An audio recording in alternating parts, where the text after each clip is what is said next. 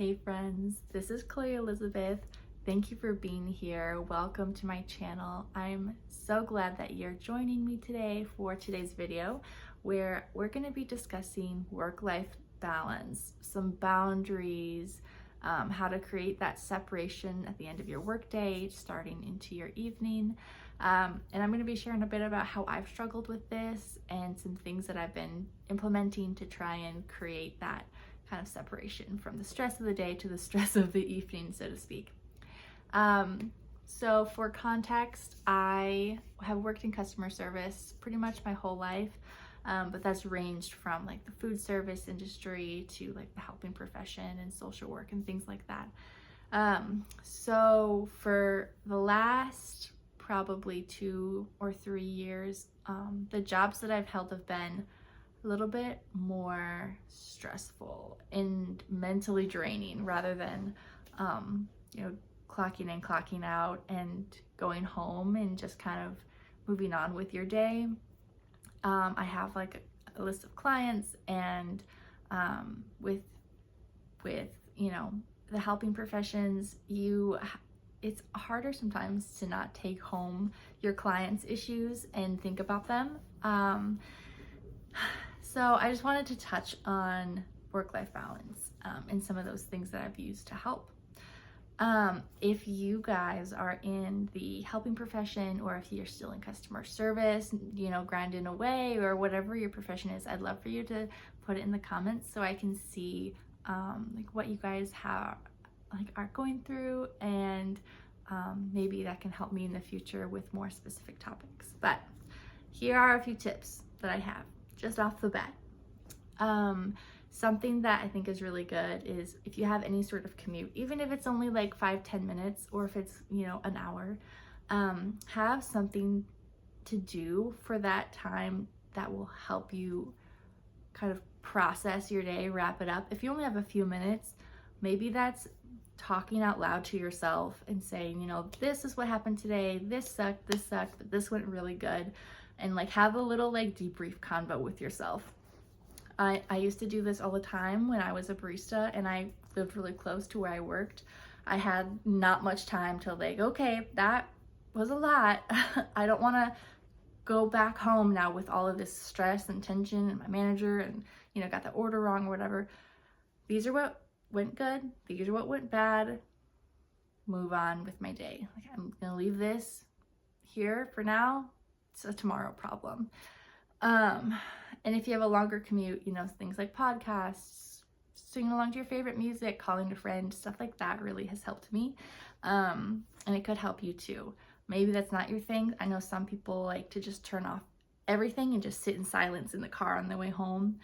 Or like put your headphones on the bus and pretend that you're listening to things so people will leave you alone. Like whatever works for you. But I just think prioritizing and that de-stress period and utilizing your commute is super helpful. Because I've also done it in the past where I continued to be, all in my head about work on the way home, and then once I'm home I try and de-stress. But I'm finding that doesn't work super well, because once you're home, there's dishes, there's laundry, you gotta feed the dog, you gotta, if you live with someone, their emotions and their processing their day is now going to impact you, and you don't want to run into a situation where you have 2 or more people who had stressful days and then they come home completely unprocessed, and then they're just like, causing arguments, or there's tension or tone or whatever is going on. So I find if you can unwind a bit before getting home, just sets you up for a better evening, especially if you live with others. But the second part of that, even if you live with others sometimes, but primarily if you're living alone, if you don't unwind before you get home, you could get stuck in a freeze state. So I don't know about you guys, but I tend to totally shut down. If I'm like at my max and I'm overwhelmed, and then I'm all of a sudden alone or not with people, I've got no one who I'm people pleasing with. I don't have to do anything for anyone. No one is relying on me. Like, I'm on the couch. I am completely zoned out on my phone, or avoiding my chores and homework or whatever I have going on, and that's an easy loop to get caught into. But that's not good either, because you have a stressful day at work and you accomplish so much, and then you get home and then you're completely overwhelmed and like spent for the day. That's not great. So sometimes I will sit in my car once I get home, and if I'm feeling that way, and you know, sometimes I do get on social media. I'm trying to cut that habit, because that's not really rest. That's not really unwinding for me. That's not really helping me get out of that freeze state. That's just being in the freeze state in my car instead of it in my house. So yeah, calling a friend or watching YouTube videos sometimes also helps me just kind of keep the momentum from the day into my evening. And once I get started on whatever it is I need to do that night, it goes okay. So to recap so far, we unwinding in your commute, utilizing that time. And then 2, especially if you live alone, finding a habit to transition from the commute home and work into home stuff so that you don't get frozen. Sometimes when you get home, you just freeze. Maybe not you, but I do. So that's something I've been working on. And then I have also heard some other good tips that I've been thinking about implementing for the transition between work and home. One of them being change your outfit right away when you get home, or even if you change your outfit, to put shoes on again once you're in the house, to kind of trick your mind to be in that like kind of work space for the rest of the evening until you can actually like rest. Because I know a lot of you probably have kids and dogs and responsibilities and side hustles and chores and spouses and, you know, I don't know, gardens, like all sorts of things you could have to do when you get home from work. So yeah, I heard keeping your shoes on in the house, kind of like a little brain hack thing.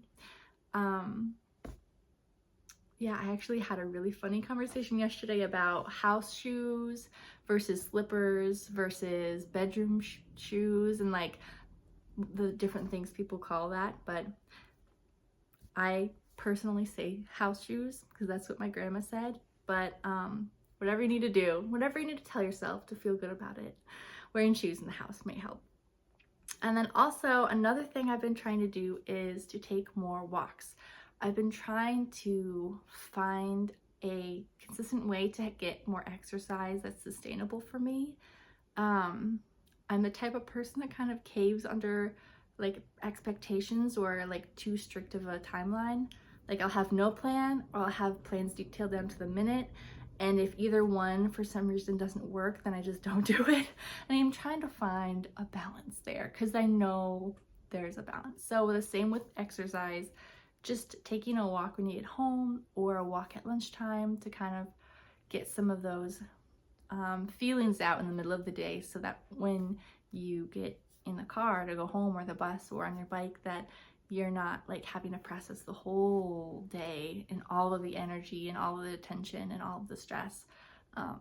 So if you do get a lunch break, that's something you could try and utilize, and if not, when you get home. So yeah, exercise is a really great stress relief. And those are just a couple of the things. I'm sure there are tons more things you can do to help with work-life balance. But I would love to hear what you guys have to say. What things you do to help with this, what you do for self-care and de-stressing, and we can talk about that a little bit more in another video if you guys would like to hear more. But yeah, I just wanted to share a little bit of that today, since I'm working on this right now, and I'm sure a lot of you are too. So stick around, and if you haven't yet, please subscribe, and I'd love it if you could like this video and comment what you'd like to see in the future. And all of my testimony videos are now up, parts 1 through 4, and I'm gonna do, I think I already have done it by now, but there should be like a bonus video that's like where I am now. So go check those out, and I will see you in the next video. Bye.